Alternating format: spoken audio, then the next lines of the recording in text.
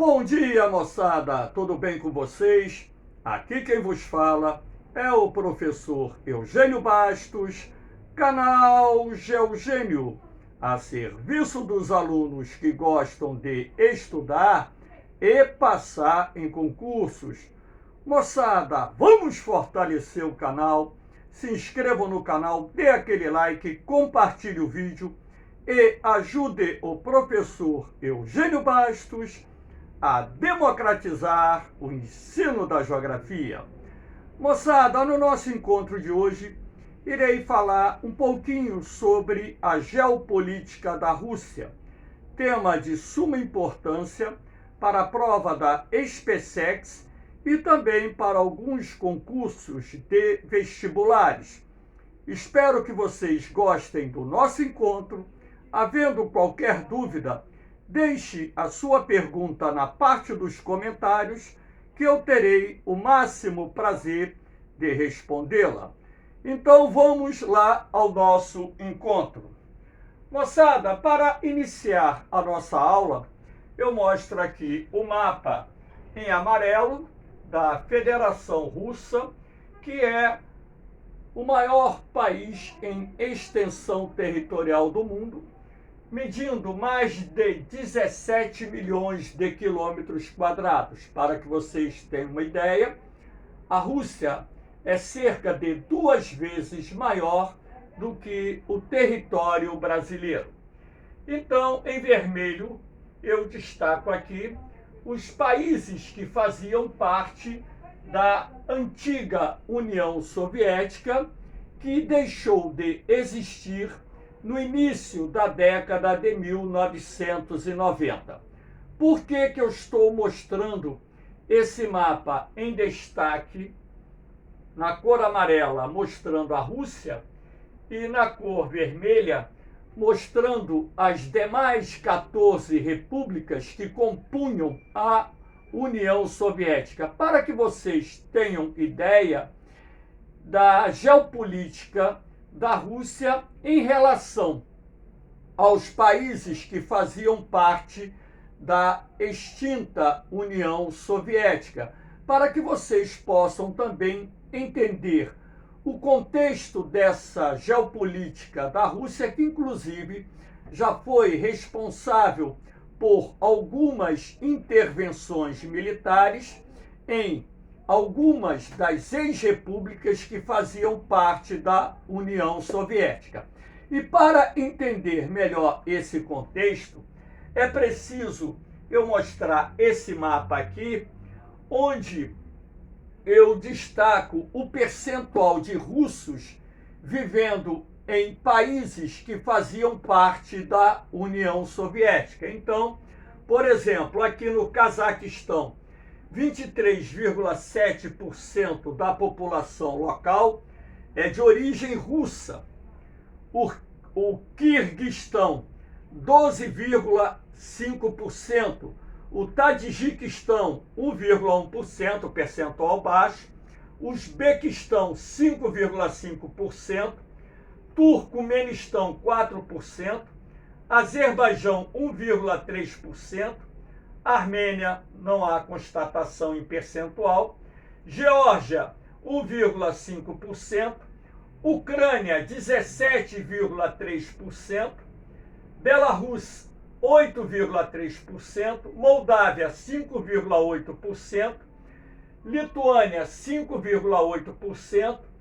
Letônia, 26,2%, Estônia, 24,8%. Então, para que vocês tenham ideia, temos alguns países como Cazaquistão, Estônia, Letônia e Ucrânia com percentuais das suas populações constituídos por russos que a gente pode considerar percentuais expressivos.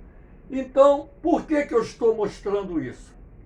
Porque desde que o presidente Vladimir Putin, que já está no poder há algum tempo, Putin já foi presidente da Rússia algumas vezes e é o atual presidente da Rússia.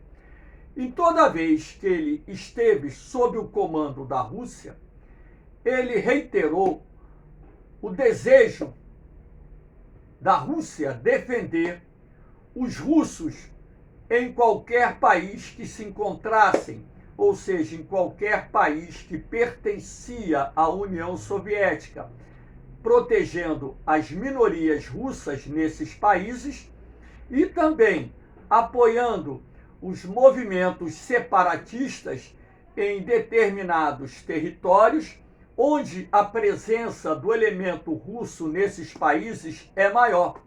Então, dentro desse contexto geopolítico defendido pelo presidente Vladimir Putin, vocês começarão a entender do porquê da intervenção russa em 2008 na Geórgia, do porquê da guerra da Ucrânia iniciada em fevereiro de 2022, o porquê da presença também militar russa na Moldávia, onde lá também se encontra um percentual de russos dentro da composição da população local, enfim.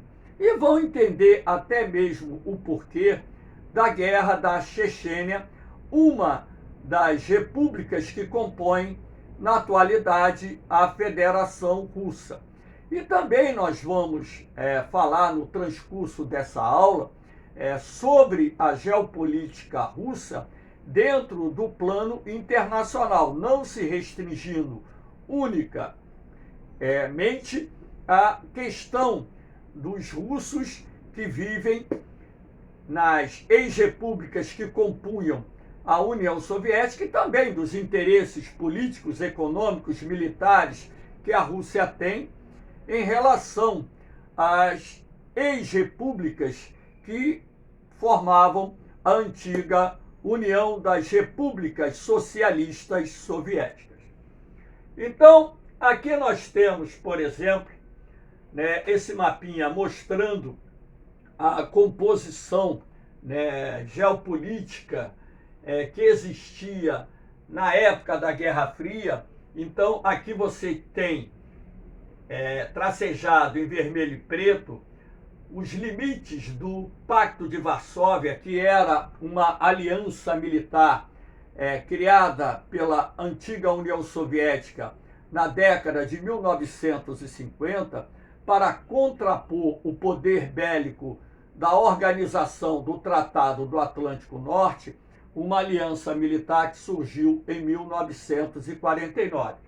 Então, esse limite aqui nós chamávamos de cortina de ferro, a área mais militarizada do planeta, onde você tinha a separação do mundo capitalista do mundo socialista, onde você tinha o posicionamento de um poder bélico por parte das duas principais alianças militares que existiam na época, extremamente grande. Então, com o fim da União Soviética, o que aconteceu?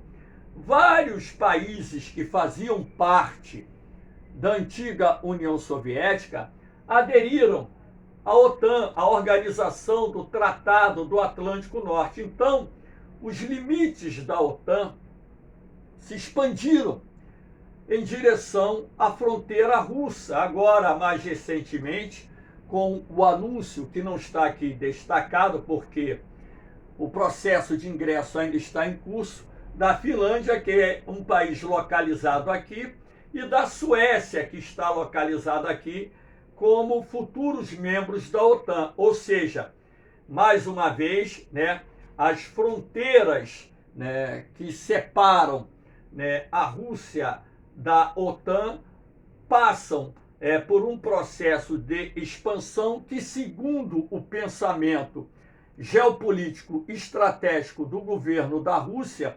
coloca em risco a segurança do território russo. Então, a aproximação da OTAN da fronteira russa e a ampliação do número de países pertencentes a essa aliança militar, sem dúvida nenhuma, é considerado pelo governo russo e pelos militares russos como uma ameaça a segurança da Rússia, o que, no meu entendimento, não cabe muito esse tipo de pensamento, porque estamos nos referindo a uma das maiores potências militares do mundo, o país que detém o maior arsenal de ogivas nucleares do planeta e outros tipos de armas de destruição em massa. Então, dentro do meu pensamento, essa questão que o presidente Vladimir Putin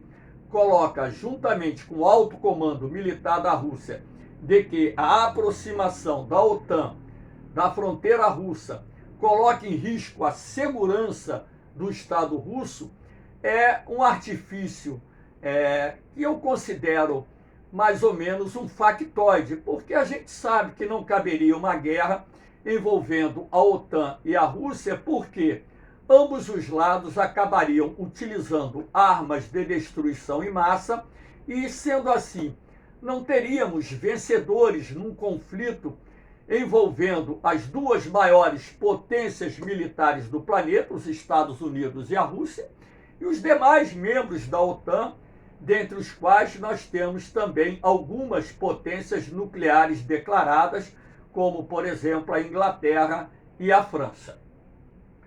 Aqui nós temos a questão da invasão da Ucrânia, que teve início no dia 24 de fevereiro de 2022. Então, por que a Rússia invadiu a Ucrânia?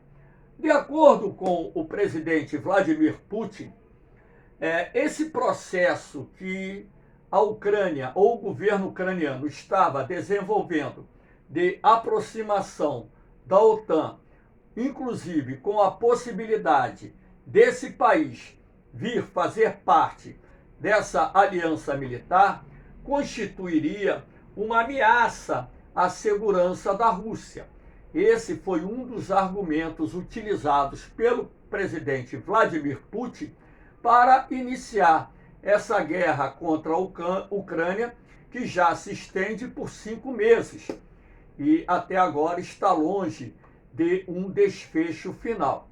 Então, essa invasão da Ucrânia, ela está pautada não só nessa questão da Ucrânia ter se aproximado do mundo ocidental, assim como também pela questão do governo ucraniano desejar ingressar na aliança do Tratado do Atlântico Norte, lembrando que a Ucrânia tem uma vasta região de fronteira com a Rússia, o que dentro do pensamento geopolítico e estratégico do governo russo constituiria uma ameaça à segurança da Rússia, e também, de acordo com o governo da Rússia, o crescimento do nazismo na Ucrânia também seria algo inaceitável para a Rússia, apesar de que a gente sabe que o crescimento do nazismo na Ucrânia é pouco representativo. Nas últimas eleições, eles tiveram menos de 1% dos votos, então essa afirmativa do presidente Vladimir Putin não se sustenta. Agora, o que nós temos que levar em consideração aí também são outros aspectos que, por exemplo, o presidente Vladimir Putin alega que a Ucrânia fazia parte do antigo Império Russo, algo que a gente pode contestar porque países, fronteiras territoriais se modificaram ao longo da história. Então, o que vale, na verdade, é o presente, não aquilo que existiu no passado. Senão, o mundo estaria permanentemente em guerra por causa das mudanças das fronteiras que existiram nos estados nacionais, muitos dos quais até não existem mais no presente. Então, essa questão de que o povo ucraniano faz parte do povo russo, porque eles são de origem eslava, assim como o ucraniano, o polonês, o tcheco, o eslovaco, o bielorrusso, são povos de origem eslava, mas isso aí não dá uma sustentação para que um Estado tão poderoso como a Rússia invada a Ucrânia, um país militarmente falando bem mais fraco, né? E se não fosse a ajuda ocidental dos Estados Unidos e seus principais aliados, né, com certeza essa guerra já teria chegado ao fim e o exército ucraniano seria derrotado. O presidente Zelensky estaria talvez morto ou vivendo no exílio, enfim. Então essa ajuda do mundo ocidental ao governo ucraniano, fornecendo armas para enfrentar o exército russo, é que tem conseguido frear a invasão do território ucraniano e dessa forma também infligir pesadas baixas ao exército russo, que estima-se que já perdeu aproximadamente 40 mil combatentes. Então, essa questão, né, também que envolve o desejo da Rússia invadir a Ucrânia, é a reconstrução, pelo menos sob uma ótica geopolítica, da área de influência da Rússia nos países que compunham a antiga União Soviética. Aí também você tem que levar em consideração os interesses econômicos que a Rússia tem na Ucrânia, assim como os países ocidentais também têm na Ucrânia. Na Ucrânia, por exemplo, você tem um solo de extrema fertilidade, o Chernobyl, que é considerado o solo mais fértil do mundo. Esse solo chamado Chernobyl, ele é de tonalidade escura, ele é muito rico em matéria orgânica. E nessa área de Chernobyl você tem o cultivo, né, por exemplo, de grãos. A Ucrânia é um grande produtor mundial de grãos, milho, trigo e por aí vai. Então, aí também você tem um interesse sobre as reservas de gás natural, minerais metálicos. Não que a Rússia precisasse disso, porque pela extensão territorial da Rússia, a Rússia é um país muito rico em minerais metálicos e não metálicos. A Rússia detém uma das maiores reservas mundiais de petróleo, gás natural, tem a maior reserva mundial de gás natural, detém uma das maiores reservas mundiais de carvão mineral, enfim. Então, mas o interesse econômico também, ele está dentro desse contexto da geopolítica russa, em relação à Ucrânia.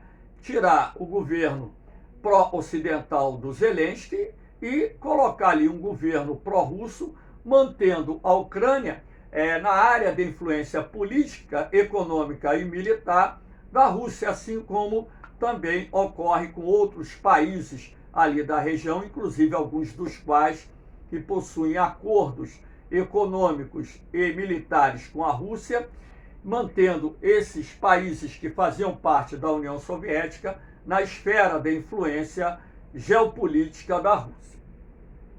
Aqui, para que vocês tenham uma ideia, em 2008, né, a Rússia invadiu a Geórgia. A Geórgia era um dos países que compunham a União Soviética, e com o desmembramento da União Soviética em 1991, a Geórgia se aproximou do mundo ocidental. Há um desejo também da Geórgia vir fazer parte da OTAN, o que, de certa forma, desagrada os russos. Agora, em algumas áreas do território georgiano, você tem a presença de uma população de origem russa bastante significativa, como, por exemplo, aqui na região da Ossétia do Sul e também aqui na Abkhazia. Inclusive, isso aí já foi até citado recentemente numa prova da SpaceX. Então, quando o governo da Geórgia decidiu, né, ocupar a Ossétia do Sul, enviar militares para ocupar a Ossétia do Sul, porque a Ossétia do Sul ela tinha um governo relativamente autônomo em relação à Geórgia, a Rússia respondeu enviando mais de 40 mil militares, mais de 1.200 carros de combate. Em poucos dias derrotou o exército georgiano. Não tinha como a Geórgia, um país militarmente tão fraco, enfrentar uma das maiores potências militares do planeta. Então, em poucos dias, a Geórgia ela acabou se rendendo e aceitando, né, a imposição do governo russo de manter a autonomia da Ossétia do Sul. Então, a qualquer momento, isso vai acontecer também, acredito eu, com a Abcásia, que essas duas províncias vão obter a total independência da Geórgia e serão anexados à Rússia. Isso é questão de tempo. Eu estou citando essa guerra de 2008, ocorrida há 14 anos atrás, para mostrar aquilo que o presidente Vladimir Putin já havia reafirmado em outras vezes que governou a Rússia, de que o governo russo iria agir em qualquer ex-república da União Soviética para defender os povos russos nas províncias onde eles se encontrassem. Então, o que aconteceu aqui foi apenas o cumprimento de uma promessa que o presidente Vladimir Putin fez em manter essas áreas onde há uma população de origem russa bastante expressiva, protegida de ações desferidas pelos governos locais contra os interesses dessa população russa. E a gente sabe que existem vários movimentos separatistas também em outros países que faziam parte da União Soviética, cuja finalidade não é só o separatismo territorial, não criar um Estado novo, mas sim o separatismo acompanhado da unificação com a Rússia, como aconteceu, por exemplo, em 2014, com a Península da Crimeia, uma área onde a população de origem russa é bastante significativa, assim como é, por exemplo, na região de Donbás, na Ucrânia, uma outra parte onde você tem em Donetsk e Luhansk a presença do elemento russo bastante significativo, onde ali eclodiu também uma guerra separatista em 2014, apoiada pela Rússia, e agora esses territórios já estão sob o domínio do exército russo e, consequentemente, Luhansk e Donetsk irão fazer parte da Rússia, serão incorporados ao território russo, assim como aconteceu, por exemplo, com a Península da Crimeia. Aqui nós temos também um outro elemento importante, que foi a guerra da Chechênia. A Chechênia é uma das repúblicas que compõem a Federação Russa. Então, os chechenos tiveram dois confrontos armados de maior magnitude contra os russos. A primeira guerra que ocorreu de 1994 a 1996, a segunda guerra de 1999 a 2000, quando então movimentos separatistas da Chechênia lutaram contra o exército russo porque queriam separar a Chechênia da Federação Russa, até mesmo porque a Chechênia no passado não fazia parte da Federação Russa, ela foi incorporada ao Império Russo. Então o desejo do checheno, a maioria dessa população aqui é islâmica, é de origem islâmica, então é obter a independência da Rússia e criar um Estado autônomo, assim como também aconteceu aqui no Daguestão. Agora, o que acontece? Esses países que a gente chama, que são países localizados na região do Cáucaso, têm um valor estratégico muito grande para a Rússia. Porque aqui na região do Mar Cáspio, temos grandes campos produtores de petróleo, razão pela qual essas áreas aqui são utilizadas para a passagem de oleodutos que trazem, oleodutos e gasodutos que trazem não só o petróleo, como também o gás produzido na região do Mar Cáspio, principalmente nos campos de Baku, para a região do Mar Negro, onde o produto é distribuído para países do continente europeu. Então, por exemplo, o valor estratégico não só da Geórgia, como também da Chechênia e do Daguestão, a guerra lá no Daguestão ela foi mais curta, porque o levante separatista, o movimento separatista foi rapidamente sufocado pelo exército russo. A guerra na Chechênia ela teve o desenrolar mais trágico, né? A capital, Gosk, foi praticamente destruída, mais de 400 mil pessoas morreram, mais de 400 mil chechenos morreram nessa guerra contra a Rússia, e aquela predisposição do presidente Vladimir Putin de governar a Rússia com braço de ferro para defender não só os interesses políticos, econômicos, assim como também os interesses militares do país. Aqui nós temos a aliança entre a Rússia e a China, firmada em fevereiro de 2022, um pouquinho antes da abertura dos Jogos de Inverno lá na China. O presidente Vladimir Putin se reuniu com o presidente da China, Xi Jinping, e ali firmaram uma aliança que não é só no campo militar, mas é uma aliança geopolítica, uma aliança estratégica, uma aliança econômica. A China tem ajudado a Rússia indiretamente nesse conflito com a Ucrânia, porque o embargo econômico imposto pelos Estados Unidos e países da União Europeia à Rússia causaram problemas para a economia russa. Então, rapidamente, né, o presidente Vladimir Putin, né, conseguiu estreitar os laços econômicos com a China, e boa parte daquele petróleo e gás que a Rússia deixou, por exemplo, de vender para alguns países do continente europeu, passou a ser vendido para a China, assim como o intercâmbio comercial entre os dois países aumentou de forma sistemática nos últimos meses, razão pela qual essas sanções econômicas impostas pelos Estados Unidos e seus aliados não estão, assim, causando tantos danos como os analistas pensavam a princípio que causaria à economia da Rússia. E essa questão dessa aliança da Rússia com a China também ela vai bater de frente com esse projeto expansionista da OTAN.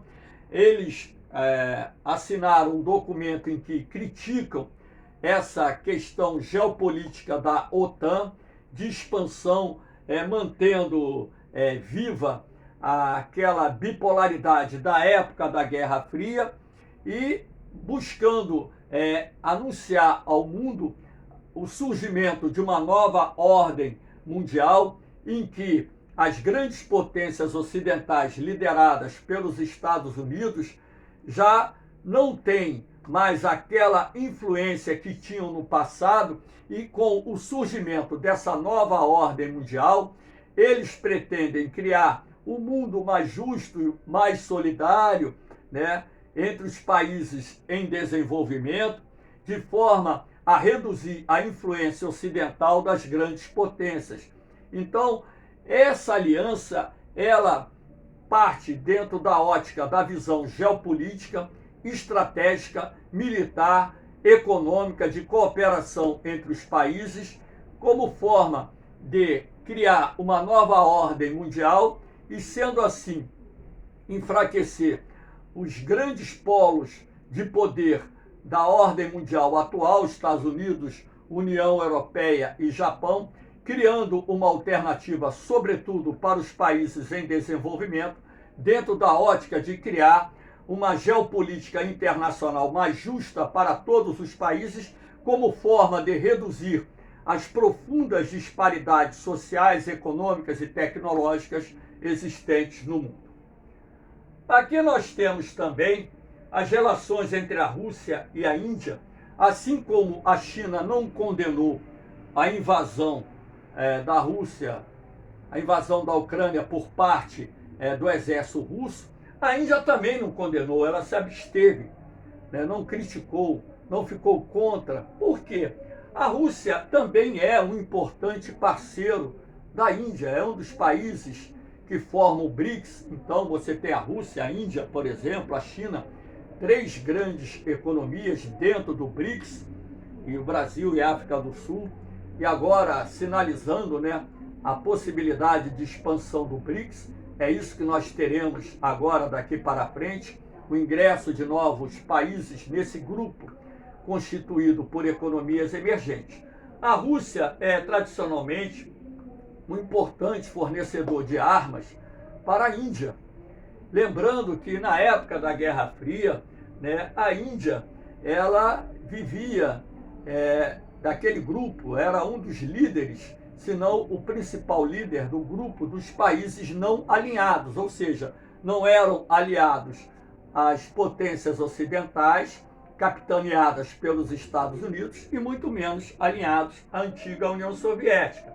Então, eles, né, formavam um grupo de países não alinhados, um grande número de países do chamado Terceiro Mundo, e o estreitamento das relações econômicas entre Rússia e Índia, verificada ao longo dos anos, o fornecimento de equipamentos militares por parte da Rússia à Índia, né, contribui, logicamente, para que a Índia procure manter excelentes relações políticas diplomáticas com a Rússia, objetivando, logicamente, obter algumas vantagens dentro dessas relações, inclusive no que diz respeito à transferência de tecnologias que são importantes. Lembrando que a Índia é uma das economias emergentes que mais se desenvolvem no mundo. Então vocês observem o seguinte: se nós somarmos as populações da China e da Índia, nós teremos aí aproximadamente 40% da população mundial. Então, a partir do momento em que a Rússia ela amplia o comércio bilateral com esses dois países, os efeitos de um embargo econômico liderado pelos Estados Unidos e União Europeia, né, acabam sendo minimizados pelo crescimento do comércio bilateral entre a Rússia, China e Índia e outras economias alinhadas à política ou geopolítica do presidente Vladimir Putin. Aqui nós temos o surgimento de uma nova ordem mundial, aquilo que o presidente Vladimir Putin tem reiterado, né? O surgimento dessa nova ordem mundial, tendo como objetivo a criação de um mundo mais igualitário, menos injusto, para reduzir as disparidades sociais, econômicas, né? Contribuir para a redução da influência política, econômica, militar das grandes potências ocidentais que mantêm acesas, né, os seus interesses econômicos sobre os países em desenvolvimento e de uma forma pautada na questão da cooperação, criar um mundo que permita que os países em desenvolvimento possam crescer e dessa forma reduzir a pobreza, a miséria no mundo. Então é isso que o presidente Putin, no seu discurso sobre o surgimento de uma nova ordem mundial, com um novo polo de poder, e esse polo de poder a gente já sabia que existia, formado pelo BRICS, tendo a China à frente desse poderoso polo de poder econômico e militar. Agora, o que ele diz a respeito dessa nova ordem mundial é, vamos dizer assim, algo para eliminar aquela ordem unipolar do sistema capitalista liderado pelos Estados Unidos e o poder militar liderado pelos Estados Unidos, que oprime nações em desenvolvimento, segundo o pensamento do presidente Vladimir Putin. Então, moçada, espero que vocês entendam que a geopolítica é um assunto de grande relevância que tem sido hoje muito cobrado em provas da SpaceX. É bom vocês lerem bastante sobre isso para que possam ter uma preparação mais adequada para essa prova, até mesmo porque a prova de geografia da SpaceX é uma prova difícil, e aos alunos que estão se preparando para o vestibular, onde as questões são mais simples, também tenham uma noção mais profunda dessa questão da geopolítica da Rússia. Moçada, estou deixando aqui mais uma vez meus grupos no Facebook, onde eu disponibilizo lá meus materiais em PDF 0800 sem custo nenhum para vocês. A única coisa que eu peço é que vocês ajudem a divulgar esse trabalho, se inscrevam no canal, compartilhem o vídeo. Meu canal não é monetizado, não tem fins financeiros, ou seja, é um trabalho amador, vocês podem ver até pela qualidade dos vídeos, é um trabalho totalmente amador, eu gravo com celular, dentro aqui do meu quarto, enfim. Mas eu faço isso com a maior boa vontade, procurando oferecer a vocês o melhor dentro daquilo que eu possa, de certa forma, fazer. Então, moçada, um beijão no coração de vocês, um forte abraço, fiquem com Deus, eu vou, mas eu volto, hein? Fui!